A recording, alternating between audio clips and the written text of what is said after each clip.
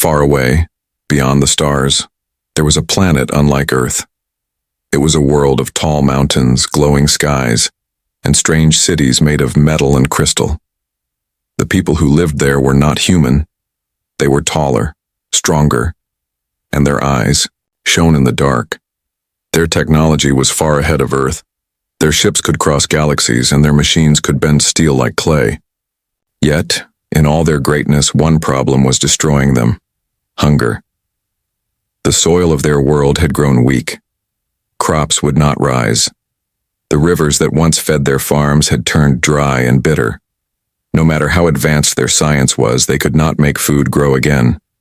Factories could build ships, but they could not build bread. Day after day, families ate less. Children cried in silence, and many went to sleep with empty stomachs. In the council halls of their leaders, anger and fear ruled. Some wanted war, to steal food from other planets. Others wanted to abandon their home world. But no plan was enough. The people were losing hope. They whispered, "If the hunger does not end, soon, our world will end." While this tragedy unfolded far away, on a small blue planet called Earth, a boy was living his quiet life. He was not a hero. He was not a warrior. He was simply a child, curious and clever, always building little things from scraps. His friends laughed at his strange ideas. His neighbors thought he was just wasting time, but the boy believed in one thing with all his heart: no one should ever go hungry. He had seen people on Earth struggle with food too. He had watched families in small towns worry about their meals. And so, in his tiny workshop, he began working on a dream.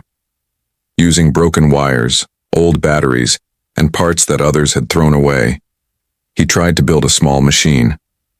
A machine that could take water, light and air and grow food faster than nature. At first, it was only an experiment. He would smile when a small leaf grew faster than normal. He would clap his hands when a tiny fruit appeared overnight. No one else cared. But the boy did not stop. He believed that one day his invention could change lives. What he did not know was that far above Earth, in the black sea of space, eyes were watching. A ship from the starving alien world had arrived near Earth. They came not for war, not for conquest, but for a last desperate search. They had heard that Earth was full of life, full of food. They wanted to learn the secret of human farming. One night, as the boy tested his strange little machine, a shadow passed over his house. A soft hum filled the air, and a ship, silent and invisible to human eyes, watched him. The aliens laughed at first.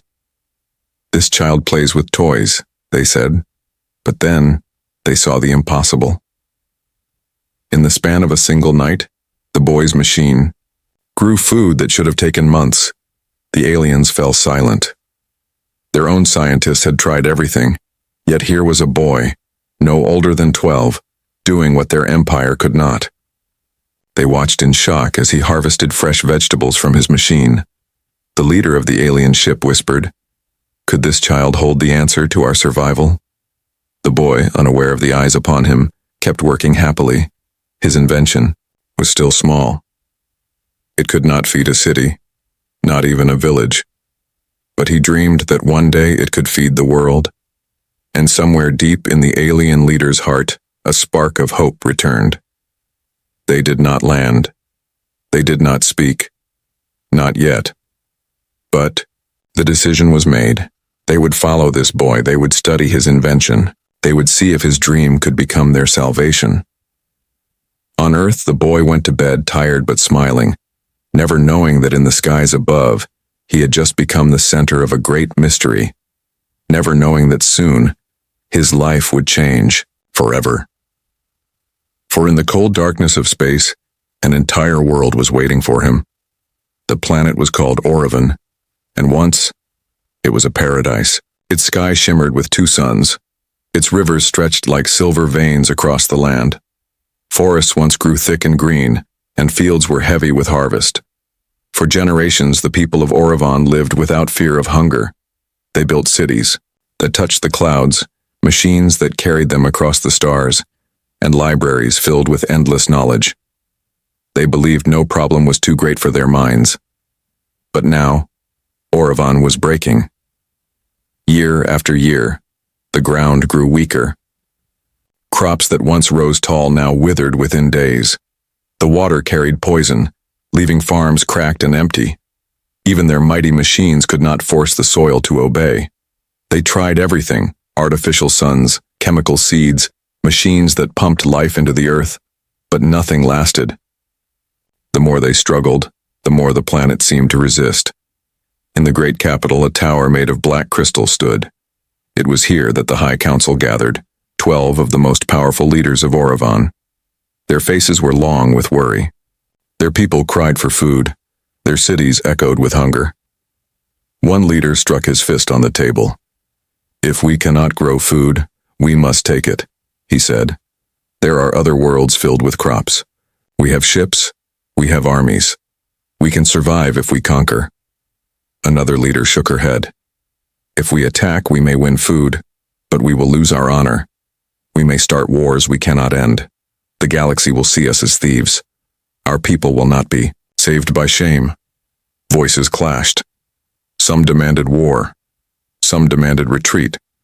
Others wanted to abandon Orevan entirely and search for a new world to live on. But deep inside, they all felt the same fear. If nothing changed soon, their civilization would collapse. While the council argued, life outside grew worse. In the markets, stalls stood empty. Families lined up for scraps. Children's faces grew thin, their eyes heavy with despair. Soldiers who once guarded borders now guarded fields, making sure no one stole what little was left. Hope was fading, yet, in all their brilliance, the Orevonians could not understand one simple truth. They had looked too far, searched too deep, trusted too much in great machines. They had forgotten the small, simple wisdom that life is not only about power, but about balance. They built ships to cross galaxies, but could not grow a single loaf of bread. Among the people, whispers grew dangerous. "The council has failed us," some said. "The gods have cursed us," others believed. Rebellion stirred like fire under ashes. If hunger did not destroy them, anger might. But in the middle of despair, one small idea appeared. An idea not from their own people, but from the stars. A scouting vessel, sent out months before, had returned with a strange report. Its captain spoke before the council. His voice was calm but urgent. "We traveled near a small blue world called Earth," he said. "It is young compared to Orevan. Its people are primitive, their machines are weak, their science simple. And yet, they have food everywhere. Fields stretching across the land, forests rich with fruit, rivers that feed their soil. And most curious of all, a human child who builds something we cannot explain." The council laughed at first. A child, a primitive. This was no answer to their hunger. But the captain's words carried weight. He showed them images: green fields, rivers flowing, villages with more food than Orevan's richest cities now possessed. And then, the machine. A small device built by human hands that seemed to grow food with strange speed. The chamber grew silent. "Impossible," one counselor whispered. "A trick," another said. But deep inside, they all felt something they had not felt in years. A spark of hope. Still, doubt ruled. "If this is real," one leader said, "why trust it? Why trust a child of Earth when our greatest minds have failed? If this is true, why not simply take it by force?" But another replied, "And if we do, what then? Will we understand how it works? Will we destroy the very answer we seek?" The debate burned like fire, but the truth was clear. Orevan had no more time. Hunger was spreading too fast. Rebellion was too close. They had to try something. And so, in secret, the council agreed. They would send watchers. Silent ships would follow the boy. They would study his invention. If it was real, if it could grow food as the captain claimed, then this child from a faraway planet might hold the key to saving their entire world. On Orevan, people still starved. Children still cried. The council could not yet tell them the truth, that their hope now rested not in their mighty machines, not in their armies, not in their wisdom, but in the small hands of a human boy who did not even know he was being watched. And so, as the world grew darker, Orevan waited for a miracle. The boy's name was Eli, and he lived in a small town on Earth, far from the noise of great cities. His house was old, with walls that cracked and a roof that leaked when it rained. But to Eli, it was not just a house. It was his workshop, his place of discovery. Eli was different from other children. While others played in the fields or watched bright screens, Eli collected broken things, rusted wires, empty cans, cracked batteries, glass bottles, things people threw away. He saw as treasure. In his small hands, junk became puzzles, and puzzles, to him, were doors to secret worlds. Every day after school, Eli would rush to his tiny shed behind the house. There, he worked on his dream. His dream was simple, yet powerful. To make food grow where food could not grow. He had seen hunger with his own eyes. His town was poor. Some families struggled to eat well. Eli had often shared half of his bread with a friend who had none. It hurt him to see anyone hungry. And so he promised himself, "One day I will build something that makes food for everyone." His idea began when he noticed something strange in his school garden. Plants near the glass windows grew faster, taller, and greener than those in the shade. Eli wondered why. He read books, borrowed old science magazines, and watched the sky with curious eyes. He learned about light, water, air, and how life itself depended on balance. Soon, an idea formed. What if I can trap the power of the sun, mix it with clean water and air, and make plants grow faster? From that day, Eli worked like a young inventor possessed by fire. He built a small frame using pipes. He placed glass sheets over it. Inside, he set tiny plants and poured water mixed with minerals. Then he added an old battery he had repaired, wiring it to small lights he found in a junkyard. At night, when the world was dark, his tiny plants still bathed in light. Weeks later, Eli saw his first miracle. A plant that should have taken 30 days to grow was ready in less than 10. He laughed out loud, dancing in his shed. It was small, it was fragile, but it was proof. His dream could work. But Eli's mind did not rest. He wanted more. He wanted faster, bigger, stronger. He began testing strange combinations, shining colored lights, adding drops of minerals, even using tiny vibrations from speakers to talk to plants. Sometimes the plants grew, sometimes they withered. But Eli never stopped. Every failure was a step forward. Every success was fuel for his heart. At night, lying on his bed, he whispered to himself, "If this works, no child will ever sleep hungry again." What Eli did not know was that his work was not hidden. High above Earth, the alien watchers of Orevan were still studying him. Their invisible ship floated like a ghost, scanning every movement, every sound. They had never seen a human child before. They did not understand his laughter, his stubbornness, his refusal to give up. One alien scientist whispered, "Why does he continue? He fails again and again." The captain replied softly, "Because he is human, and humans, they do not stop." Back on Earth, Eli's invention grew stranger and more powerful. One evening, after weeks of adjusting wires and lights, he discovered something new. The plants he grew did not just grow fast, they grew stronger. Their fruits were brighter, their leaves thicker. He tasted one of the tomatoes, and it was sweeter than anything he had ever eaten. His heart pounded with excitement. This is it. This can change everything. But excitement soon turned into fear. One night, while Eli worked, he heard a sound outside his shed. A faint hum like the beating of giant wings.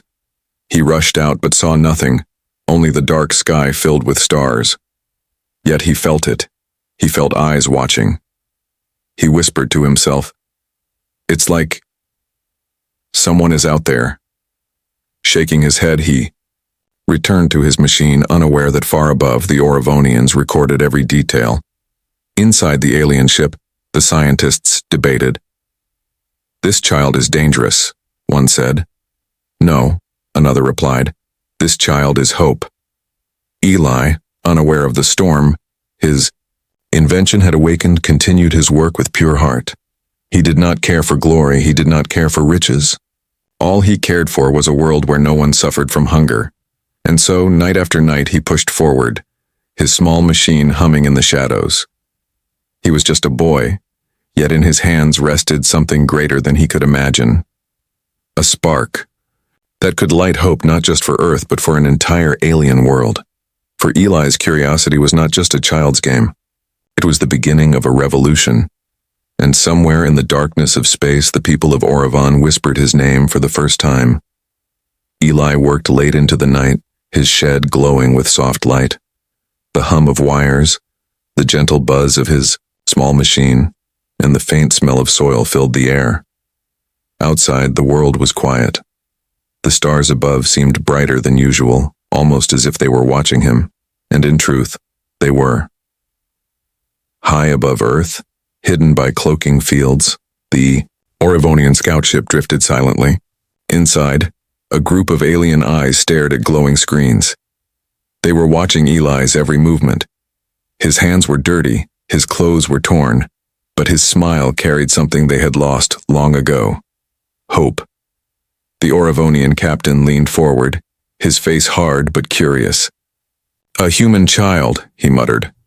"And yet his invention defies our science." One of his officers scoffed. "It is simple luck. The boy plays with scraps, nothing more." But then, the screen shifted. The officer's voice froze in his throat. Before their eyes, Eli placed a seed into the soil inside his device. He connected wires, adjusted a glass cover, and switched on the light. Hours later, where there had been only dry earth, a green sprout pushed through. Within a single night, the sprout became a plant with leaves strong and wide. The aliens fell silent. Their own world, Orovon, had spent decades trying to achieve this. Their scientists, with all their vast knowledge, had failed. Yet here was a human boy no older than 12, achieving it with nothing but broken tools and stubborn curiosity. "Impossible," whispered the alien scientist. "Not impossible," said the captain. His eyes narrowed. "Human." Down on Earth, Eli rubbed his eyes and laughed softly. "It works. It really works." He plucked a tomato from the plant, its skin bright and red. He bit into it and smiled at the sweet taste. For him, it was a dream coming true. For the aliens, it was something greater. It was salvation. The captain made his decision. "We cannot remain shadows forever. We must test him. We must know if he understands what he holds." That night, Eli felt it again, the strange hum outside his shed. But this time, it grew louder. The ground shook slightly, and a circle of light fell across the field near his house. Eli froze. His heart raced. He stepped outside and looked, but first he saw only darkness. Then from the sky a shape descended, vast, silent, and shining with alien light. A door opened in the air, and tall figures stepped forward. Their eyes glowed faintly, their skin carried strange patterns, and their voices echoed like thunder wrapped in whispers. Eli stumbled backward, his mouth dry. He wanted to run, but his legs refused to move. One of the beings raised a hand. "Do not fear," the voice said, deep and strange but gentle. "We have watched you, human child. We have seen your creation." Eli's hands shook. Who are you?" he whispered. The tallest alien stepped closer. "We are from a world far from yours, a world dying of hunger. Your machine, it can grow food faster than nature. Tell us, child, did you build this?" Eli swallowed hard. His eyes darted back to his shed, to the glowing device inside. He nodded slowly. "Yes, I built it. It's not perfect yet, but it works." The aliens looked at one another. Even through their cold faces, Eli saw something in their eyes, desperation. "Do you know what you have done?" asked the captain. "Our people starve. Our fields are dead. Our children cry in hunger. What you built in your small shed may save an entire world." Eli's breath caught. He had dreamed of helping people, maybe even changing Earth, but saving an entire alien world? That was beyond imagination. Fear twisted in his stomach. What if they stole it? What if they took him away? Sensing his fear, the alien leader spoke softly. "We do not wish to harm you, Eli. We ask only for your help. Share your invention. Show us how it works. In return, we will protect you and your world." Eli's heart raced. His mind spun with questions. Could he trust them? Would they really protect Earth? Or were they lying? Behind him, his little machine hummed, glowing faintly in the dark. A machine built from scraps but powerful enough to change destiny. The aliens waited for his answer. Their eyes burned with need. Their voices were calm, but their bodies trembled with hunger. Eli took a deep breath. "If I help you, will you promise not to use it for war? Will you promise it will only be for food?" The alien captain bowed his head slowly. "We promise. For us, this is not about power. It is about survival." Eli looked up at the stars. Somewhere far beyond them, a world of millions was waiting, praying for food. His invention, his dream, could be their only hope. His hands still shook. His voice was still small, but his words carried weight. "Then, I will help you." The aliens exhaled as if a great burden had lifted. For the first time in years, they felt hope stronger than fear. And so, on that quiet night in a small, forgotten town on Earth, first contact was made. Not between armies, not between governments, but between a boy and a starving world. Eli did not know what would come next. He did not know the dangers ahead. But one thing was certain: life would never be the same again. The night of first contact should have been a moment of peace, but peace is never simple. The Orovonian leaders on the ship were divided. Some saw Eli as a savior, a miracle who could give their people life again. Others saw him as a threat. Dice or child holding power too great, too dangerous to trust. In the council chamber of the ship, voices rose like thunder. "He is only a boy," shouted one commander. "How can a child hold the key to our survival? If he refuses us, if he makes mistakes, our world dies. Better to take his invention by force." Another leader slammed her fist against the table. "And if we take it, what then? Do you think the humans will forgive us? Do you think this boy will help us if we treat him as a prisoner? No. If we break him, we break the only chance we have." The room trembled with arguments. The aliens were proud, used to controlling worlds, not begging children for help. Trusting Eli felt like weakness, yet ignoring him felt like suicide. Meanwhile, down on Earth, Eli's mind was storming with fear. He had agreed to help, but the weight of that choice pressed heavily on his young heart. He was only one boy. How could he carry the hunger of an entire world? He sat in his shed, staring at the glowing machine. His hands shook as he touched its wires. The machine was small, no larger than a desk. It could feed a family, maybe a village, but not a planet, not millions. "How will I ever make it big enough?" Eli whispered. Suddenly a shadow moved at his window. Eli jumped. Standing there was one of the aliens, the captain himself. "You doubt yourself," the alien said, his voice low but firm. Eli nodded. "I'm just a kid. I can't save a whole planet." The alien knelt, lowering his glowing eyes to meet Eli's. Perhaps, but sometimes even the smallest hands can carry the greatest hope. Before Eli could answer, another sound cut through the night, the roar of engines. From the sky, a second Orovonian ship descended, larger and darker than the first. Its markings carried the crest of the Dominion faction, a powerful group within Orovon's people who believed in conquest, not peace. The peaceful watchers stiffened. Their captain's face grew grim. "They should not be here," he whispered. From the new ship, Soldiers poured out, tall and armored. Their leader stepped forward, his voice sharp like a blade. Enough games. The child comes with us. His invention belongs to Oravan. If he resists, we take it by force. Eli froze, fear stabbing his chest. He looked to the peaceful captain, then back to the armored soldiers. For the first time, he saw the danger of his gift. Not just hunger, but greed.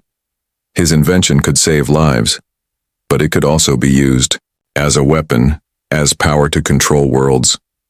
The peaceful captain stood tall, blocking their path.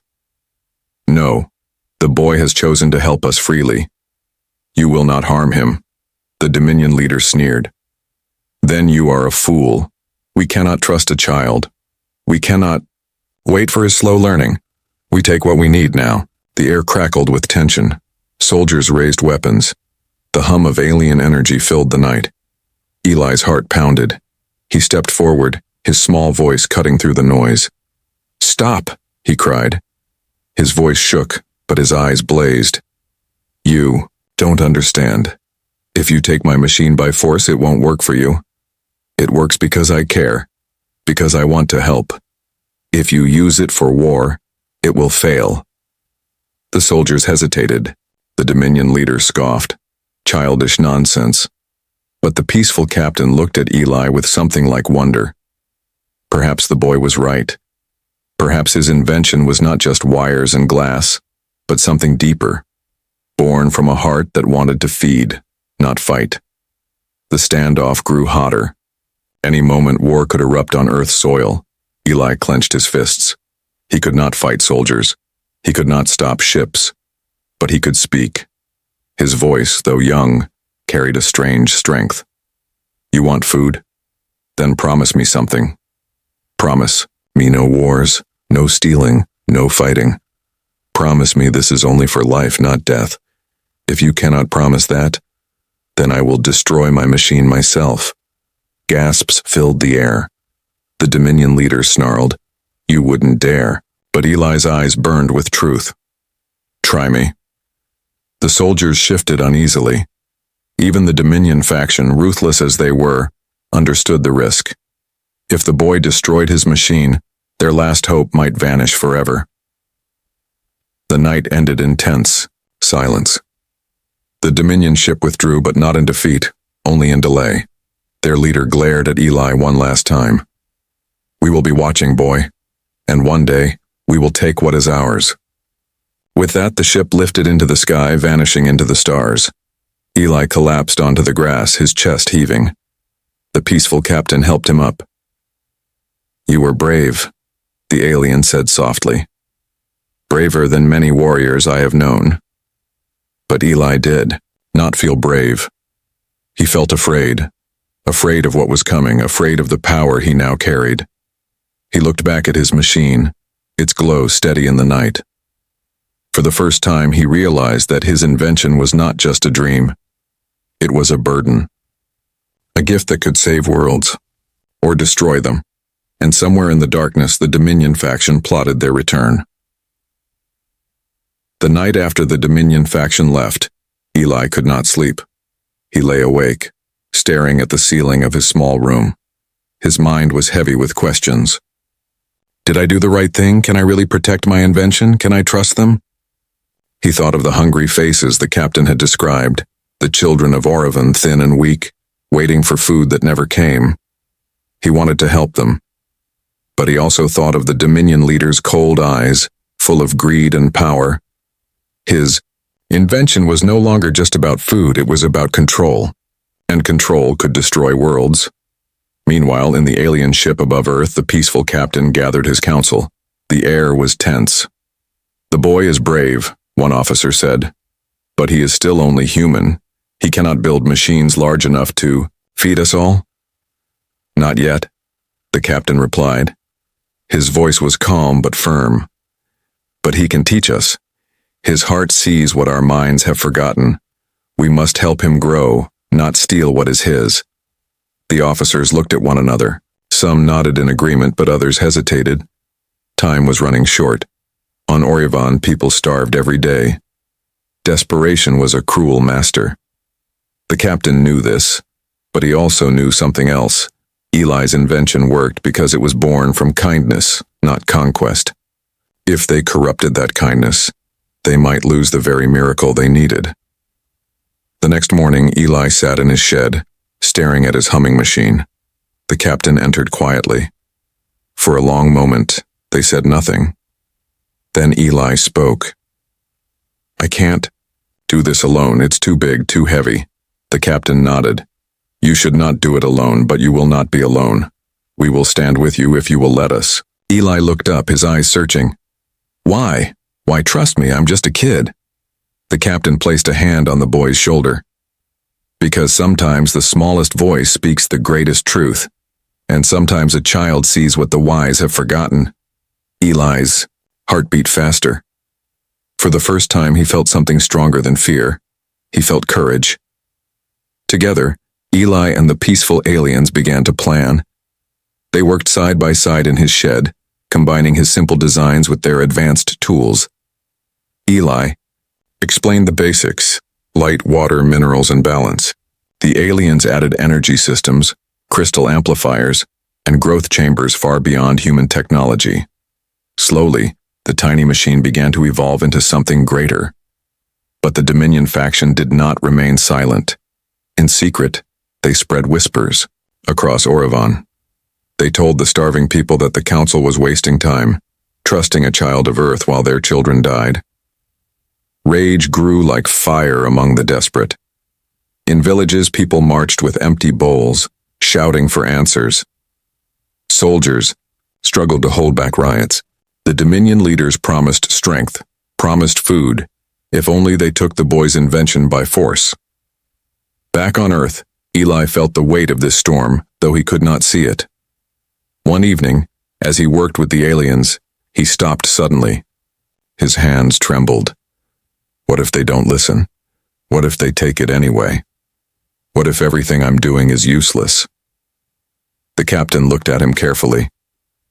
"Eli, your invention is not only a machine, it is a symbol. Our people see only hunger. But when they see what you can do, when they see food growing again, hope will rise, and hope can be stronger than fear." Eli thought about this. He remembered how his own town had suffered, how a single meal could change a child's face from despair to joy. Maybe the captain was right. Maybe hope itself was the real power. The turning point came one night, when the first large prototype was ready. It was taller than Eli, glowing with soft blue light.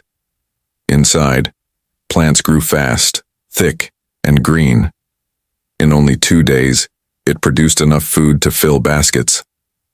Eli stared at it in awe. "It's real. It can work for everyone." The captain smiled faintly. "Then it is time to show Orevan." A message was sent across the stars. Images of the new machine with plants spilling out of it reached the council and the people. For the first time in years, they saw fresh food being harvested. Crowds on Orevan gasped. Mothers wept. Children reached out to the screens as if they could touch the green leaves. Hope spread like fire, but hope is dangerous to those who rule by fear. The Dominion leaders grew furious. They saw the people turning toward the boy, believing in his miracle. They saw their power slipping. And so, they plotted once more. On Earth, Eli and the captain stood side by side, watching the plants grow. Eli smiled, his eyes bright. "This is just the beginning," he said. "If we can build more, no one will ever go hungry again." The captain looked at him with quiet respect. "You have given my people a future, Eli. But beware. The more light you bring, the more shadows will rise against you." Eli's smile faded. He knew the fight was not over. The machine was a beacon, but a beacon could also attract enemies, and in the darkness of space, the Dominion fleet prepared to strike, determined to seize what was never theirs. The news of Eli's invention spread across Orevan like fire across dry fields. For the first time in decades, the starving people saw something more than empty promises. They saw life. They saw food growing again. Fresh, green, alive. Families gathered around glowing screens to watch the images. Mothers held their children close, whispering prayers of thanks. Farmers fell to their knees, tears streaming down their faces. Even soldiers, hardened by years of hunger, smiled when they saw the miracle. But the Dominion faction was not smiling. In the halls of their fortress, their leaders raged. "The people no longer listen to us," one snarled. "They listen to the boy." Another pounded the table. "We cannot allow a child of Earth to control our fate. If we let him lead, our power is finished." So, they prepared their fleet. Dark ships armed with weapons of destruction set course for Earth. Their plan was simple: seize the boy, take the machine, and silence any who resisted. On Earth, Eli worked tirelessly, building new prototypes with the help of the peaceful Orovonians. He was exhausted, his hands blistered, his eyes heavy. But every time he saw a plant rise from the soil faster than nature allowed, his heart filled with joy. Yet he could not shake the shadow of fear. He remembered the Dominion leader's promise. "One day, we will take what is ours." That day came sooner than expected. The night sky above Eli's town burned with strange light. Dark ships descended, blotting out the stars. The peaceful captain rushed into Eli's shed. His face was grim. "They are here," he said. "The Dominion comes to take everything." Eli's stomach tightened. "What do we do?" The captain looked at the glowing machine. "We protect the truth, not just the machine but the idea it carries. Even if they destroy one, they cannot destroy all, not if we share it with everyone." The Dominion soldiers landed in force, their armor black, their voices harsh. Their leader stepped forward, eyes burning with rage. "Enough of this game. Hand over the boy and the machine, or Earth will burn." Eli stood behind the captain, trembling but defiant. He clenched his fists. He was only 12, but he would not let fear break him. He stepped forward. His voice was small but steady. "You can destroy me. You can destroy my machine. But you cannot destroy what I have given your people. They have seen it. They know it is real. You cannot take hope away." The Dominion leader sneered. "Hope does not feed the hungry. Power does." But even as he spoke, something unexpected happened. Across Orovon, the people rose. Farmers, workers, soldiers, everyone who had seen Eli's machine refused to obey the Dominion any longer. In the streets they marched, demanding the machines be built for all. Children held signs of green leaves. Mothers carried empty bowls and shouted for life, not war. The Dominion ships above Earth hesitated. Their soldiers looked at one another, doubt in their eyes. They had seen the same images, the same miracle. Even they longed for food, for life. Some began to lower their weapons. The Dominion leader roared in anger, but his power was slipping. His threats could not silence empty stomachs filled with new hope. Eli raised his voice again. "I am not your enemy. I never wanted power. I only wanted food for everyone. If you fight, if you steal, you will lose everything. But if you build, if you share, no one will ever go hungry again." The words struck like lightning. Simple, honest, true. Slowly, the soldiers lowered their weapons. The people on Orovon shouted louder, their voices rising across the planet. The Dominion leaders realized the truth. They had lost, not to weapons, not to armies, but to a boy's invention and a boy's courage. At last, the Dominion fleet pulled back. Their ships rose into the sky, leaving Earth untouched. Their leader's final glare promised anger, but his silence admitted defeat. Eli collapsed to his knees, exhausted. The peaceful captain placed a hand on his shoulder. "You have done what no army could do. You ended hunger, not with force, but with hope." Days turned into weeks. The machines were copied, spread across Orovon, then across other colonies. Fields grew green again. Children laughed as they tasted fresh fruit. Families sang at their tables. The shadow of hunger that had haunted their world for generations finally lifted. And in the hearts of the Orovonian people, Eli was remembered. Not As a conqueror, not as a king, but as the child who gave them life. On Earth, Eli returned to his small house. His shed was quiet, his tools scattered, his invention glowing faintly. He sat beside it, smiling. He knew the work was not finished. There were other worlds, other hungers, other shadows waiting in the dark. But for now, he had proven something that even the stars could not deny. A single human child, armed only with curiosity and kindness, could change the fate of an entire world. And far above, in the endless night of space, the stars seemed to shine a little brighter, as if whispering his story to every corner of the galaxy.